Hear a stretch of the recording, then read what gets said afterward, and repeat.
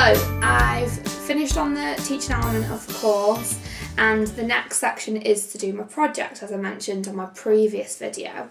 I can't lie, it's a little bit daunting. Like, when I first left the course, I was kind of like, right, okay, yeah, really geared up, know what I'm going to do.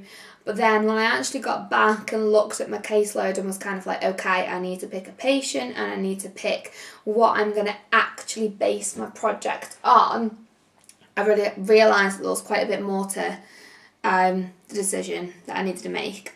So after much deliberation as to kind of who I was going to pick, I've decided on a patient, and I've started to go through this booklet, which is pretty much the Bible of how to set out our patient case report. I feel like I'm still winging it a little bit, to be honest. I've picked what I need to do, but I need to break it all down. So the first section is the patient narrative and then a functional movement analysis, which in theory should be pretty easy because we've done it on every patient on the course so far. And yet when it comes to doing it on your own, I don't know about everybody else that's doing it at the time, but you start to question yourself. But I feel like after the last few weeks I've got myself back under control, and now I know what I'm doing, I know what his key impairments are, and I know kind of what outcome measures I'm going to pick to base the key impairment and how they're going to have an impact on his function. So yeah, that's pretty much where I'm up to at the moment. So I found a few really good ones. A few of them were taken from the references from our lectures, and I've got a few pretty new ones that have come out. The best of which I've found is one called Pelvic Alignment and Standing and its Relationship with Trunk Control and Motor Recovery of the Lower Limb After Stroke. That's actually only just come out this year. So this one's really interesting, as I've decided on my patient's key impairment being his trunk and the functional impact that's having on him, that he's decided his functional goal is to be able to increase his walking speed, which I'm sure a lot of people that have had a stroke, that's a huge impact on their daily life, whether it's just getting up from their chair to be able to walk to I don't know, the door, to answer the door for people, or whether it's to get up and get in their car to be able to walk to the shops, or to be able to walk out in a public space. It's huge functional impact on people's life, the ability to be able to get up and walk. So this is what we've decided to go on. And I've taken my photos, so I'm going to go from there. Once I've got a little bit more information about where I'm going and how I'm getting I've got all of this. I don't know if you can see it on there, but I've just got pieces of paper after pieces of paper.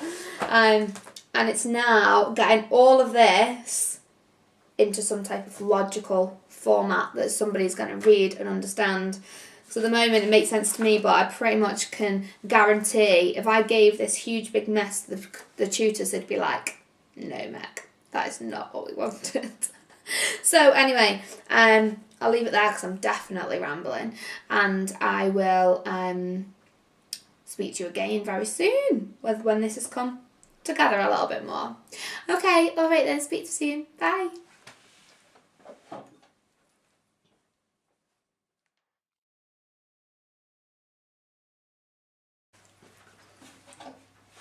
Hello, me again. I'm officially living and breathing everything Bobath at the moment. You know that you're immersed in a Bobath project when everybody you see walking down the street, you're analysing their gait, how they walk, and everything they're doing about how they move and how they, even silly things like reach for an object and how that might be due to their postural instability. But I feel like I'm finally completely on it now. It's tweaking. It's all of the little things and bringing it all together now, which is quite good. So to give you a more clear overview as to what I've actually done, for people that may be thinking about doing this project in the future. I can honestly say, despite the fact that to begin with it was so daunting, thinking of kind of what I was going to do and how I was going to get all of this information together and complete this project, it has been hard work. It really has, and we've got a WhatsApp group which we've all been stressing in every single day, but I think that every one of those people would say that this has been probably the biggest learning curve, because everything that we thought we knew following the course, this has solidified it. This has really brought it all to the forefront and really made us look deeper, as no two projects will be the same, no two patients will be the same. So this has had to be learning off our own back and really finding the information that based on our patients' key impairments and how we can treat them to the best of our ability. So, quick overview as to what I've done. My patient is a young 22-year-old male, and he's presented with left-sided hemiplegia following a hemorrhagic stroke about 12 months ago. Unknown as to why he had a stroke, and no previous health conditions. So it just goes to show that this stroke can really affect you at any point in your life, and for whatever reason, even if you've got no previous medical conditions. His key impairments that I've been focusing on was his postural instability, his inability to find midline, his hypotonia mainly in his left lower limb, and the associated reaction in his left upper limb, and with that his reduced stability mainly around his trunk and his pelvis, and the effect on all of those on gait.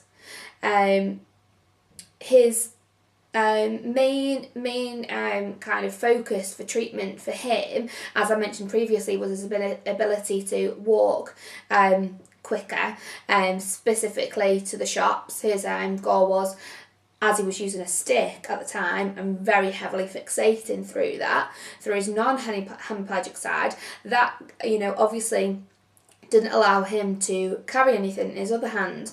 So, being a young 22-year-old lad, and how I know this generation of us, we're all glued to our iPhones. So he's like, Meg, I can't text and walk. And I was like, do you know what?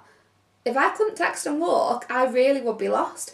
I lead such busy lives, and I'm quite often doing something at the same time as texting. And I thought, for you to have to rely on a stick in the one hand that you can functionally use, and not be able to do something which may, from the outside, look like a trivial thing, it's not. It's a huge deal for someone of that age.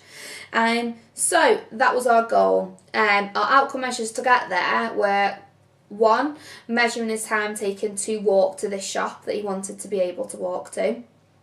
2, timed 10-metre walk, which was more kind of measurable within the clinic setting. And you've lost me now. What was my third one?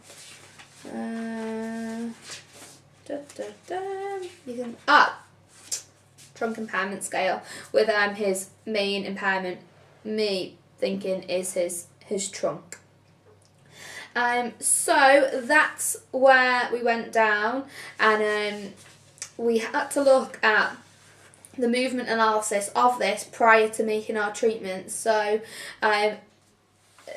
I've realised I really wasn't going into as much depth as maybe I should have been prior to doing this course. This has really made me think about, again, what I spoke about before: what am I doing, why am I doing it, and where am I going with this treatment.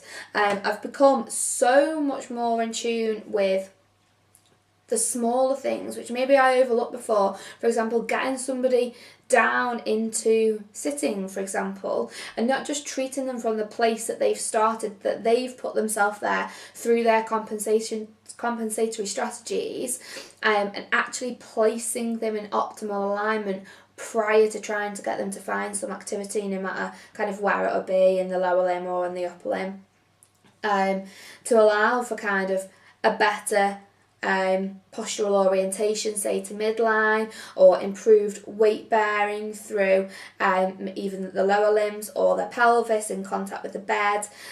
With that improved stability, then trying to generate a little bit more, for example, linear extension through the trunk. So I've done that. Up to now, I haven't taken his final snapshot of the last treatment session yet, but I've been measuring his outcome measure through his 10-metre walk as we go along the sections of his trunk impairment scale, and he's already almost halved his walking speed to the sharp, and he's now walking around the house without his stick. So we might not be texting and walking to the shop yet, but we are texting and walking around the house. And the other day we went to his local gym, and he was able to walk into the gym and carry his gym bag, which is huge, you know, like to be able to go and do that on your own after being so reliant, so heavily fixated through a stick. So he couldn't carry anything. He was able to walk into the gym and around the pool area with no AFO on, no shoes, no walking stick, and carrying his own towel, which, you know, to me and to him, that's, you know, part of regaining normality back for him. And that's bigger than any therapeutic goal that's specific to movement. I've lost my train of thought. That's bigger than any therapeutic goal that's very specific, such as timed up and go, or I don't know, straight line reaching pattern, or I don't know, sensory awareness of that foot. Yeah, don't get me wrong, that all ties into the bigger pattern, but this is where this man's most meaningful therapeutic goals are going to come from. So we've had a great time doing it, and I'm looking forward to getting it all together now, and finally the day that I print this off and have it all ready to go will be the creme de la creme. Anyway, right, I'm going to go, and I will speak to you once it's all done. Okay, bye.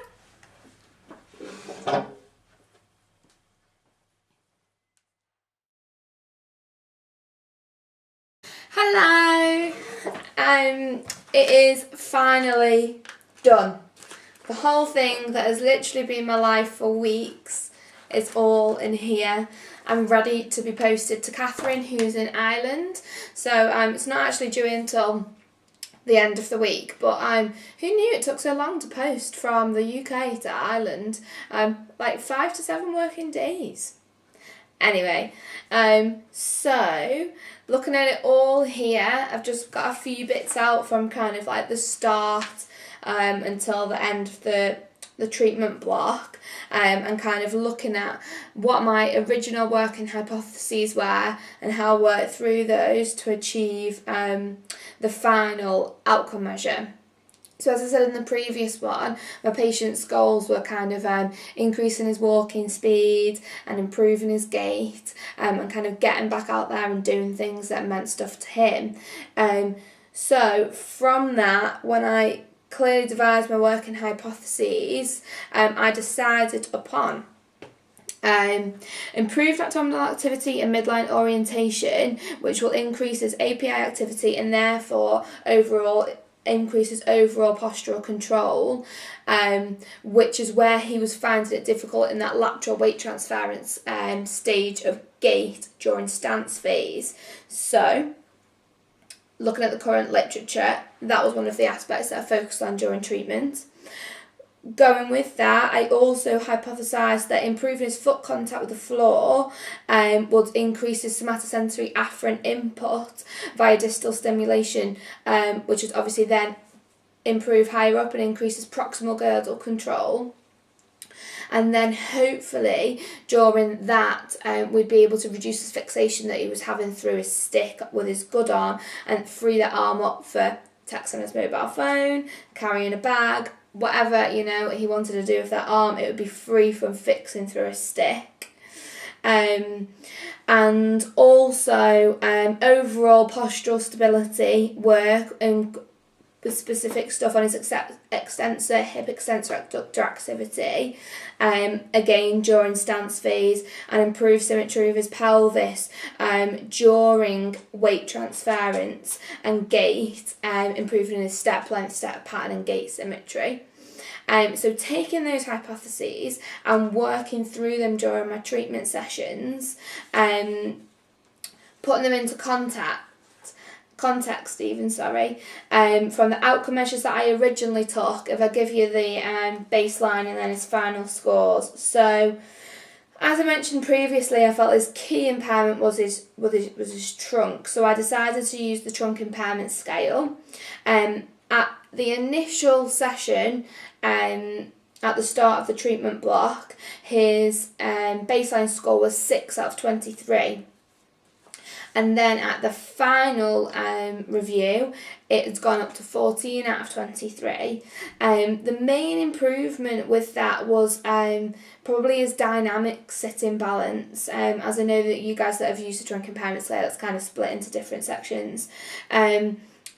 Yeah, so the dynamic sitting balance then directly correlated, although I didn't use it as an outcome measure, into his dynamic standing balance and his ability to use ankle strategy and hip strategy rather than a stepping forward strategy to stave his balance.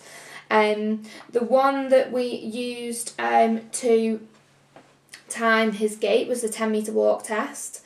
Initially, his 10 metre walk test was 25.97 seconds. And over the course of treatment, that then reduced to 10.2 seconds. So obviously that was a huge huge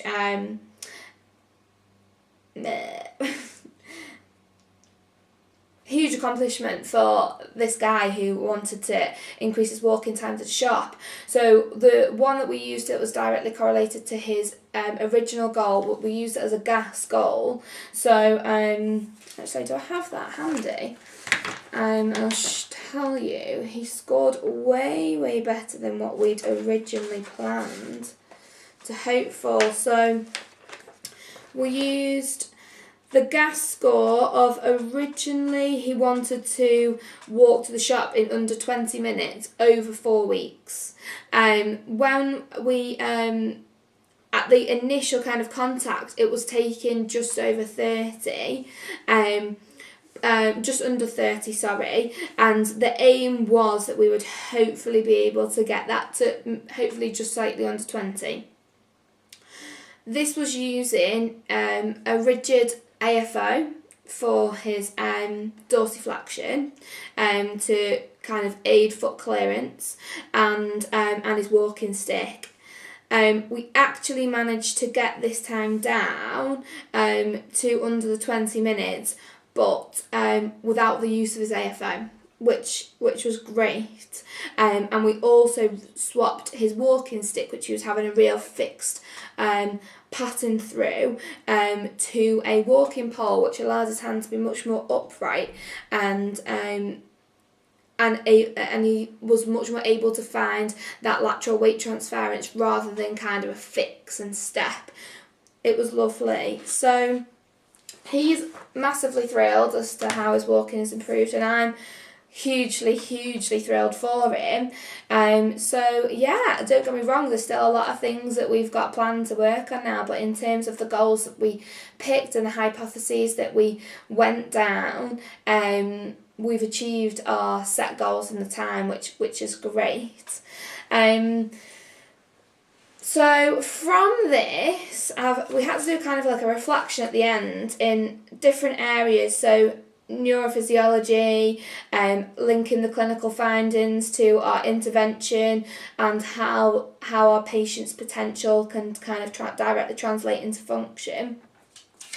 So I think one of the key things, although I've got something for everything here, that I've learned is probably how specific I've needed to be with my handling, really going back to the start and linking the neurophysiology to their clinical presentation and why they're presenting the way they are, from a kind of a systems control model, and linking that with how I can really home in and how they can use their potential and transfer that into function.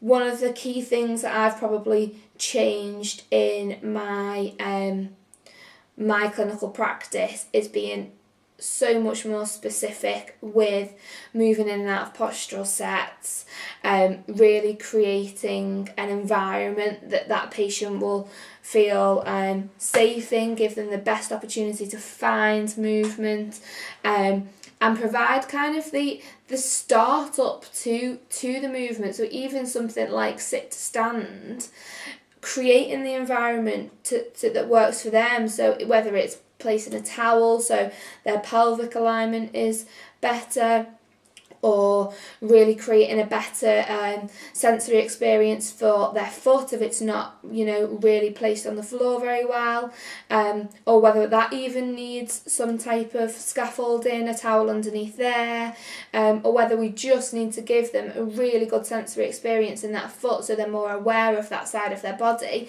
so then they can do a more symmetrical sit to stand. Because I was kind of forgetting about that a few times, taking patients from sitting to standing to practice walking, whereas if that transition had been better, maybe their outcome of walking would have been better. So that's something I'm really, really focused on now. So yeah, onwards and upwards. Still got another week of the course left, which is great. Loads more learning to be had.